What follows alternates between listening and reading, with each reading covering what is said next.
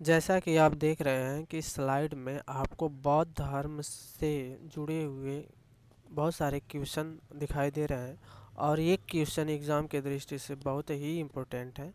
और इसी तरह से पूरे वीडियो में अच्छे क्वेश्चन को हम लेकर आए हैं जो एग्ज़ाम में बार बार पूछे जाते हैं और पूछे गए भी हैं। ठीक है, पिछली वीडियो में हमने बौद्ध धर्म से बनी हुई सारे फैक्ट के बारे में पढ़ाए थे और इस वीडियो में हम केवल क्वेश्चन आंसर के बारे में बात करेंगे, वो भी काफ़ी महत्वपूर्ण क्वेश्चन आंसर। जो भी क्वेश्चन आप देख रहे हैं इन सब का जवाब हम इस वीडियो में इंक्लूड किए हुए हैं। ठीक है, चलिए स्टार्ट करते हैं। सबसे पहले हम स्टार्ट करते हैं, त्रिपिटक किस धर्म से संबंधित है। तो जैसा कि वीडियो का जो टाइटल है वो बौद्ध धर्म से है, तो आप समझ ही सकते हैं कि यह बौद्ध धर्म से जुड़ा हुआ है। तो वैसे आप याद कर लीजिए कि त्रिपिटक जो है बौद्ध धर्म से जुड़ा हुआ है। बुद्ध ने किस स्थान पर महापरिनिर्वाण प्राप्त किया, मतलब उनकी मृत्यु कहाँ पर हुई। महापरिनिर्वाण की जो घटना है ना, उनको मृत्यु से प्रदर्शित किया जाता है, तो वह स्थान है कुशीनगर। कुशीनगर, जिसे कुशीनारा के नाम से भी जाना जाता है, कुशीनारा। ठीक है, इस नाम से भी जाना जाता है।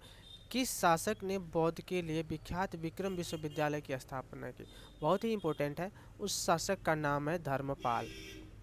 ठीक है, धर्मपाल द्वारा विश्वविख्यात विक्रम विश्वविद्यालय की स्थापना की।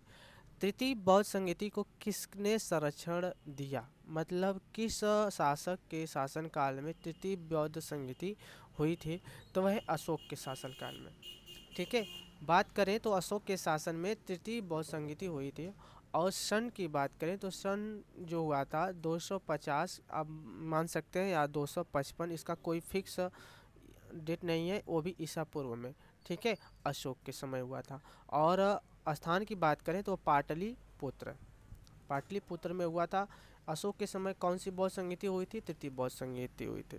ठीक है, किस शासक के शासनकाल में नेपाल ने बौद्ध धर्म का आगमन नहीं गमन है, आगमन नहीं केवल गमन हुआ। ठीक है, किस शासक के शासनकाल में नेपाल में बौद्ध धर्म का गमन हुआ।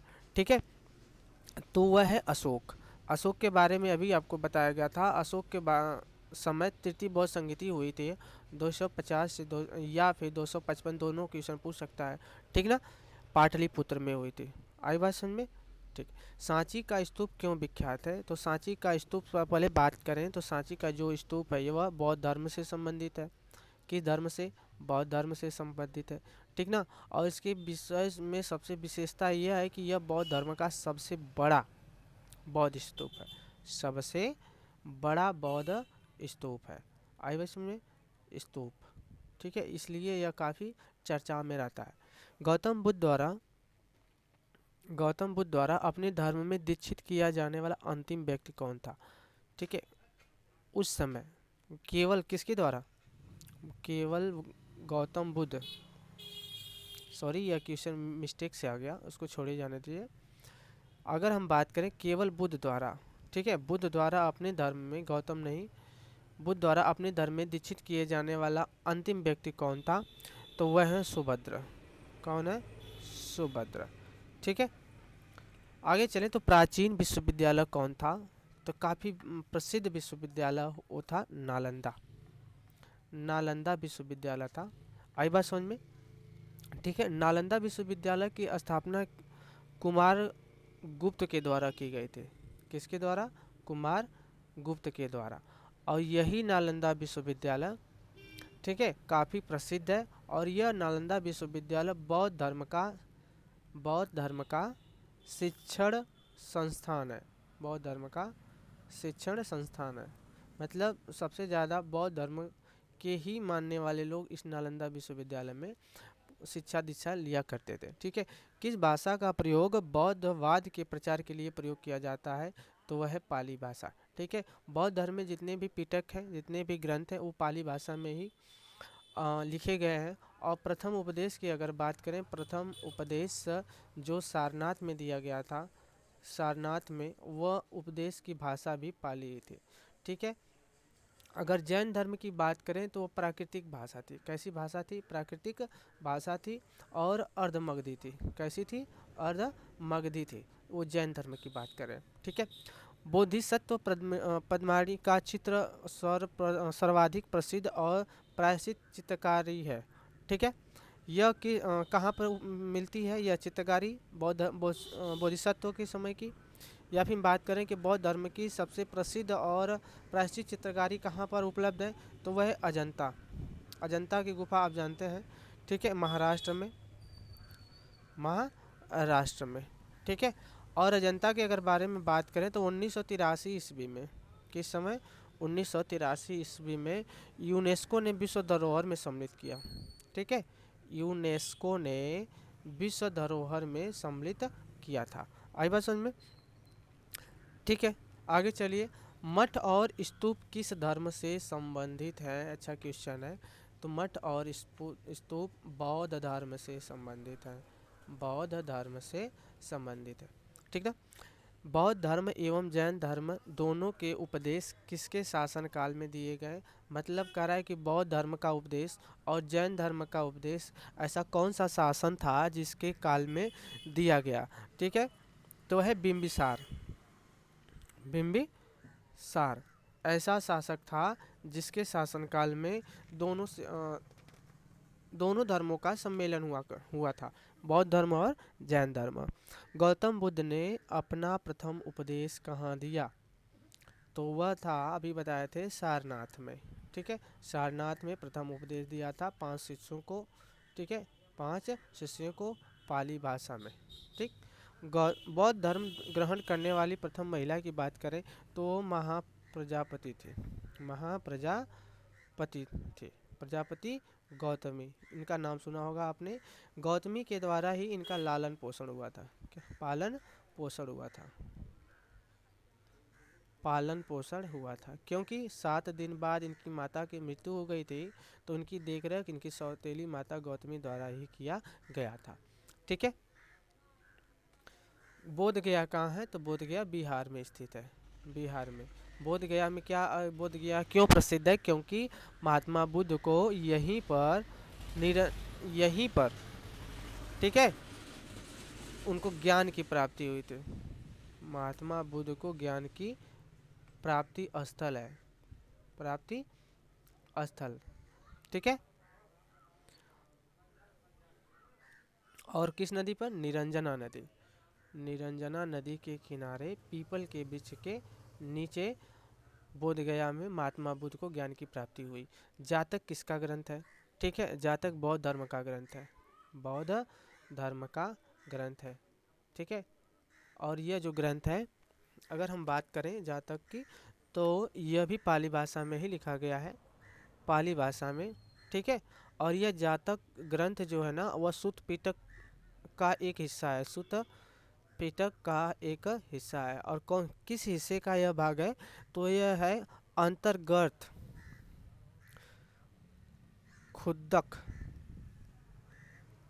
खुद्दक निकाय का 10वां, खुद्दक निकाय का 10वां भाग है। सुत्त पिटक का एक भाग है जिसका नाम है खुद्दक निकाय, उसका 10वां भाग है जातक। ठीक है, जातक है। आई बात समझ में? सुत्त पिटक के लेखक कौन है? तो आनंद, लेखक या रचयिता माने तो आनंद के द्वारा जिन्हें महात्मा बुद्ध के बेटे का नाम दर्जा प्राप्त है, ठीक है, उनके द्वारा सुत्त पिटक लिखा गया है। और जो जातक है, जातक पाली भाषा में है। सुत्त पिटक, विनय पिटक, धम्म पिटक, ये सब भी पाली भाषा में लिखे गए हैं।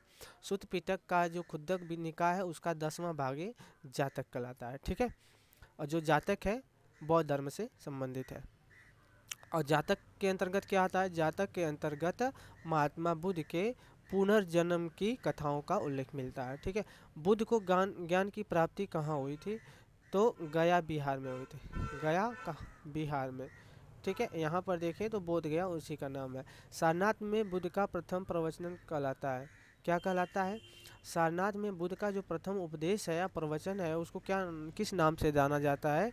तो वह है धर्मचक्र परिवर्तन, धर्मचक्र परिवर्तन के नाम से जाना जाता है। आई बात समझ में?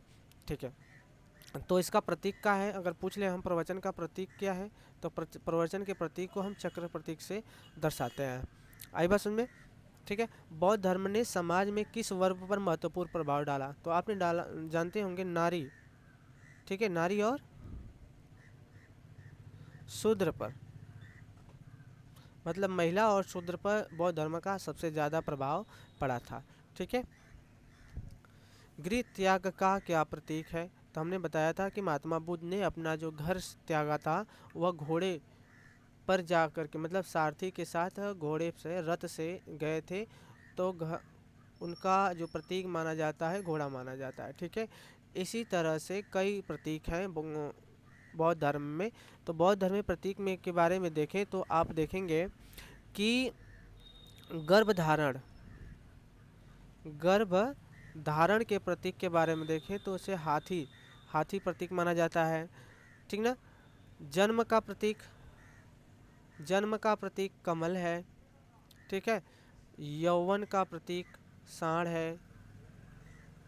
और बात करें ज्ञान प्राप्ति का, ज्ञान प्राप्ति का जो प्रतीक है वह पीपल है, क्योंकि पीपल के ही नीचे, जिसे हम बोधि बोधि वृक्ष कहते हैं, बोधि वृक्ष का नाम देते हैं, वहाँ पर उनको ज्ञान की प्राप्ति हुई थी, गया में। और बात करें समृद्धि की, तो बुद्ध साहित्य में समृद्धि का प्रतीक शेर माना जाता है। और निर्वाण, निर्वाण का मतलब होता है मृत्यु, निर्वाण का मतलब होता है जब ज्ञान की प्राप्ति होने के बाद किसी महान पुरुष की मृत्यु हो। ठीक है। महापरिनिर्वाण जैसे नाम आपने सुना। तो पद चिन्ह, पद चिन्ह से दर्शाया जाता। और एक आता है मृत्यु, जब मृत्यु हो जाती है तो दफनाने के बाद जो बनता है उसे हम स्तूप का नाम देते हैं बौद्ध धर्म में। ठीक है। तो मतलब मृत्यु के बाद का जो प्रतीक है वह स्तूप है। ठीक है। इस तरह से आपको बौद्ध धर्म में काफ़ी प्रतीकों के बारे में पूछा जाता है। ठीक है। चलिए आगे देखें। तो गृह त्याग का जो प्रतीक है वह है घोड़ा। ठीक है। घोड़ा का नाम क्या था? छंदक। अब यहाँ से घोड़ा तो प्रतीक हो गया, लेकिन अगर बोले तो गौतम बुद्ध, सॉरी, बुद्ध जी के घोड़े का क्या नाम था? तो छंदक था। ठीक है।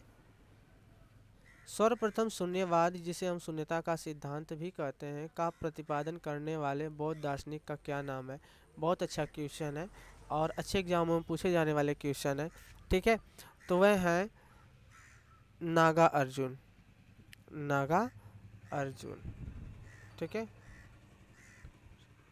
यह है शून्यवाद के सिद्धांत देने वाले बौद्ध दार्शनिक थे। ये क्या थे? बौद्ध दार्शनिक। ठीक है। आई बात समझ में।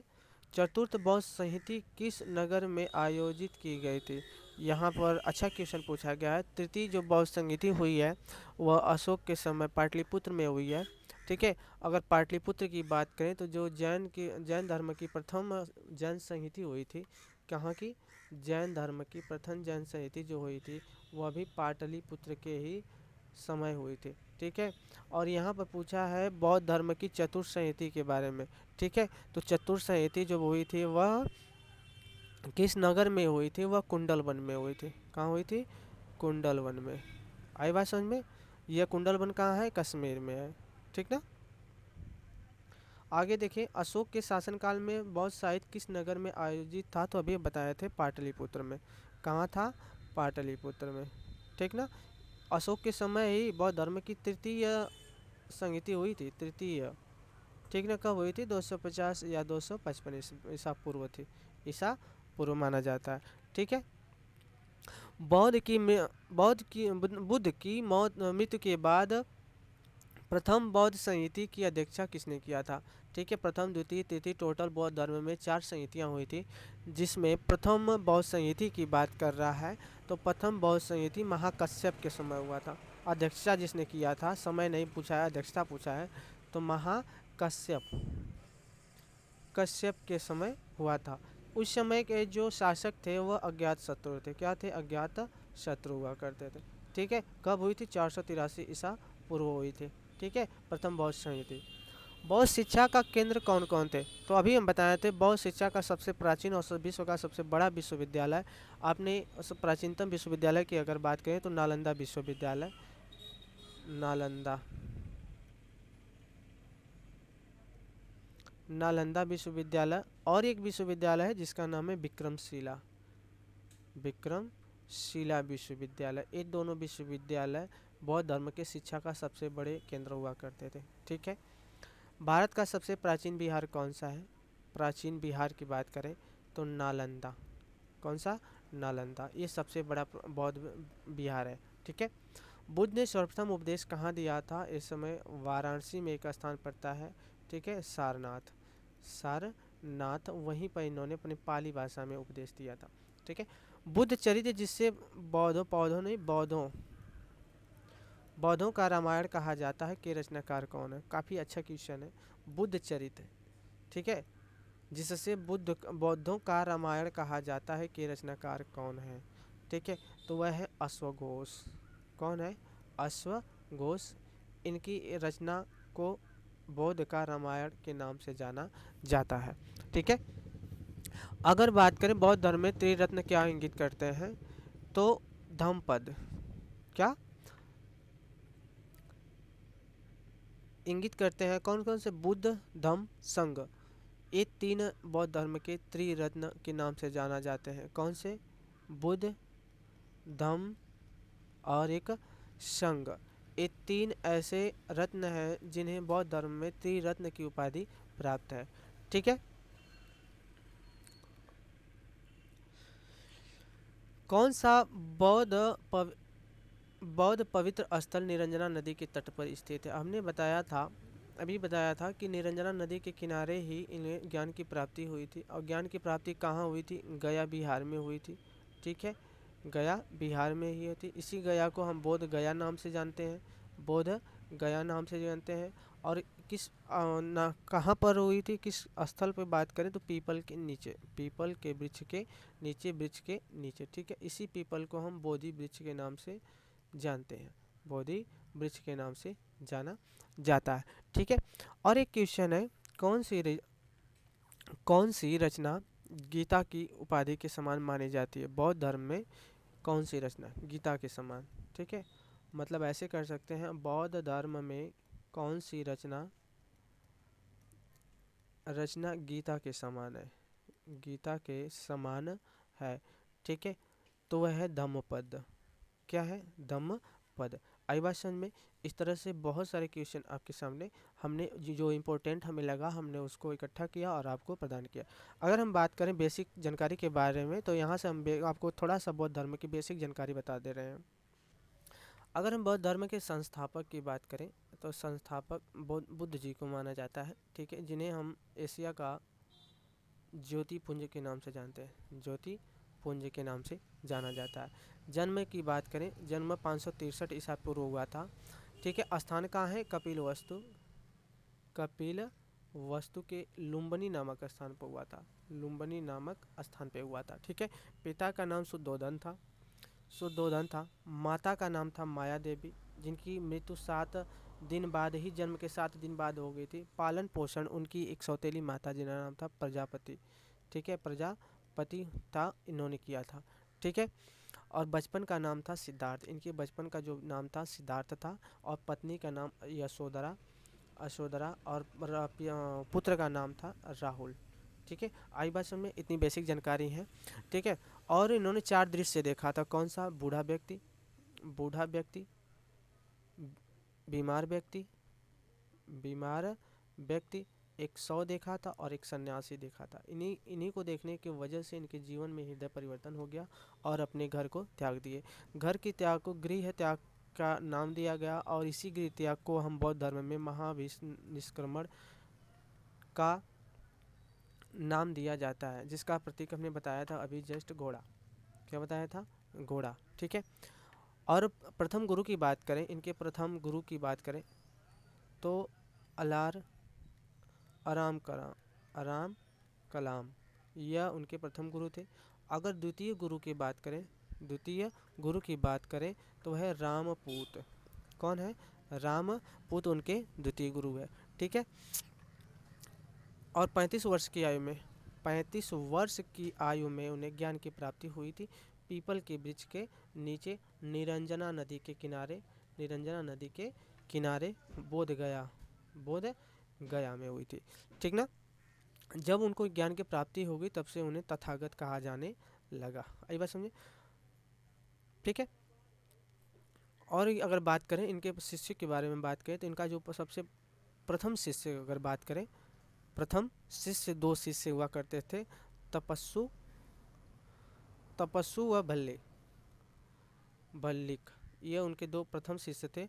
और प्रमुख शिष्य की बात करें, सबसे प्रधान शिष्य की बात करें, जिनका नाम था आनंद। आनंद, जिन्होंने सूत पिटक की रचना की। क्या किया? सूत पिटक की रचना की। ठीक है। उसी तरह अगर हम आगे चलें तो उनमें कुछ बौद्ध धर्म की शिक्षाएं हैं। ठीक है। बौद्ध धर्म की तीन शिक्षाएं हैं। दुख, संसार दुख से भरा है, संसार दुख से भरा है, ये पहला। दूसरा की बात करें, दुखों पर विजय प्राप्त की जा सकती है। अगर तीसरे की बात करें, अष्टांगिक मार्ग के द्वारा विजय प्राप्त की जा सकती है। किसके द्वारा? अष्टांगिक मार्ग के द्वारा ही विजय प्राप्त की जा सकती है। ठीक है। अच्छा, अष्टांगिक मार्ग कौन से? हमने पहले वीडियो में बताया था। सम्यक दृष्टि, संकलन, वाणी, सम्यक कर्म, आजीव, व्यायाम, स्मृति और समाधि, ये 8 अष्टांगिक मार्ग है। जो पहली वीडियो आप देख लीजिए, वहाँ से आपको पता चल जाएगा डिटेल्स में। और त्रिरत्न के बारे में बात करें, त्रिरत्न के बारे में अभी जस्ट आपको बताया था। त्रिरत्न बुद्ध धम्म और संघ, ये बौद्ध धर्म के 3 रत्न माने जाते हैं। ठीक है। और ज्ञान पीठक की बात करें, ज्ञान पीठक की अगर बात करें तो विनय पीठक, दूसरा सूत पीठक, और तीसरा है अभिधम्म पीठक। अभिधम्म पीठक, ये 3 पीठक जो जिनका उल्लेख मिलता है। ठीक है। अच्छा, अगर बात करें हम बौद्ध संगीति की, तो प्रथम बौद्ध संगीति हुई थी। टोटल 4 बौद्ध संगीति हुई थी। प्रथम, द्वितीय, तृतीय और चतुर्थ, ये 4 बौद्ध संगीतियाँ हुई थी। ठीक है। अगर प्रथम बौद्ध संगीति के बारे में बात करें तो 383 ईसा पूर्व हुई थी, और इसी समय इनकी मृत्यु भी हुई थी। जब इनकी मृत्यु हुई उसी समय से प्रथम बौद्ध संगीति स्टार्ट हो गई थी। किस समय हुआ था? राजगिरी में हुआ था। राजगिरी में हुआ था। जो अध्यक्ष थे माँ कश्यप हुआ करते थे। ठीक है। और शासक जो थे अज्ञात शत्रु, ये आपको हमने पहले वीडियो में बता दिया है। ठीक ना। फिर भी डिटेल हम बात कर लेते हैं। यहाँ तो 100 वर्ष बाद 383 ईसा पूर्व क्या था? द्वितीय बौद्ध संगीति हुई थी। कहाँ पर हुई थी? वैशाली में हुई थी। उसके अध्यक्ष कौन से? सब्बा कामी। और अगर बात करें हम तो उस समय उसके जो अध्यक्ष शासक थे कालाशोक। क्या नाम था उनका? कालाशोक। एक अत्यधिक काला होने की वजह से इनका नाम कालाशोक पड़ गया। ठीक है। तृतीय बौद्ध संगीति की बात करें 250 या 255, कोई खास उल्लेख नहीं मिलता है, ईसा पूर्व हुआ था। ठीक है। कहाँ हुआ था? पाटलिपुत्र में हुआ था। ठीक ना। और उस समय जो अध्यक्ष हुआ करते थे वह है मोगलीपुत्र तिस्य। मोगलीपुत्र तिस्य किसके समय शासनकाल में हुआ था? अशोक। यह खासकर यही ज़्यादा पूछा जाता है एग्जाम में। ठीक ना। पूछे तो सभी जाते हैं, लेकिन काफ़ी इंपॉर्टेंट अशोक जो बहुत प्रसिद्ध बात करें तो शासक के रूप में जाने जाते हैं। और चौथे की बात करें हम तो 98 ईस्वी या 1 ईस्वी की बात करें तो उस समय स्थल था कुंडलवन था। कुंडलवन जो कश्मीर में पड़ता है। अशोक घोष उसके अध्यक्ष हुआ करते थे और कनिष्क शासक थे। ठीक है। ये बहुत संगीतियाँ जो इंपॉर्टेंट है, इसको याद ही कर लीजिए, जो सबसे ज़्यादा क्वेश्चन बनते हैं यहाँ से, इस बहुत संगीतियों से। अब तो मॉडर्न क्वेश्चन बनना स्टार्ट हो गए हैं। ठीक है। कुछ घटनाओं की बात करें तो सूत पीठक और विनय पीठक प्रथम बौद्ध संगीति में बने हुए थे। ठीक है। अच्छा, द्वितीय बौद्ध संगीति में कुछ घटनाएं हो गई। क्या हो गई थी कि बौद्ध धर्म 2 भागों में बट गया। कौन सा? पूर्वपंथी और पश्चिमी पंथी। ठीक है। और तृतीय बौद्ध संगीति में क्या था कि अभिधम्म पीठक की रचना हुई थी। किसकी रचना हुई थी? अभिधम्म पीठक की। किसके द्वारा हुई थी? मोगलीपुत्र तिस्य के द्वारा हुई थी। ठीक है। अगर बात करें हम अनिश्वरवाद के जो में बोला गया है कि बौद्ध धर्म एवं जैन धर्म में समानता है। किसमें? बौद्ध धर्म और जैन धर्म दोनों में समानता है। किसमें बोला गया? अनिश्वरवाद में। अनिश्वरवाद में। दोस्तों, इस प्रकार से हमारे द्वारा जितनी भी जानकारी दी गई हमने अच्छा समझ करके या फिर सही समझ करके आपको दिया है। अगर इसमें कोई गलती हो तो उस गलत चीज़ को छोड़ करके आप केवल अच्छी चीज़ पर ही ध्यान दीजिएगा। ठीक है। धन्यवाद।